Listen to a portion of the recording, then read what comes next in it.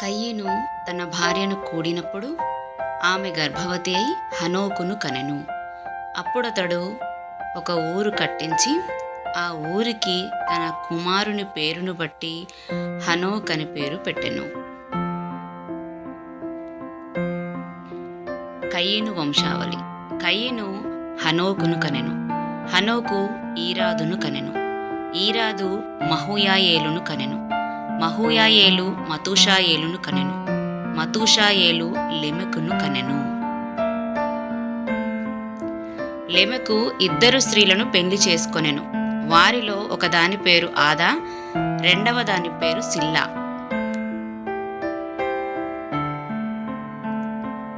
ఆదా యాబాలును కనెను.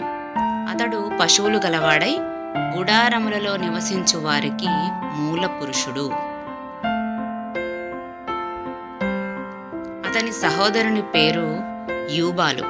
ఇతడు సితారాను సానికను వాడుక చేయువారికందరికి మూల పురుషుడు.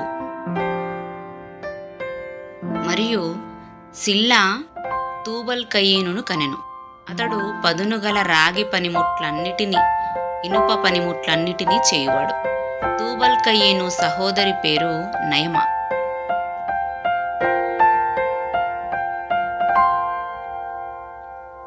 లెమెకు తన భార్యలతో, ఓ ఆదా, ఓ సిల్లా, నా పలుకు వినుడి. లెమెకు భార్యలారా, నా మాట ఆలకించుడి. నన్ను గాయపరిచినందుకై ఒక మనిషిని చంపితిని. నన్ను దెబ్బ కొట్టినందుకై ఒక పడుచువాని చంపితిని.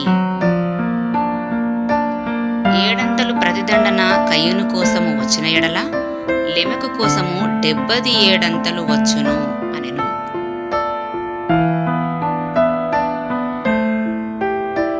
ఆదాము మరలా తన భార్యను కూడినప్పుడు ఆమె కుమారుని కని, కయీను చంపిన హేబేలునకు ప్రతిగా దేవుడు నాకు మరియొక సంతానమును నియమించెను అనుకొని అతనికి షేతు అని పేరు పెట్టెను.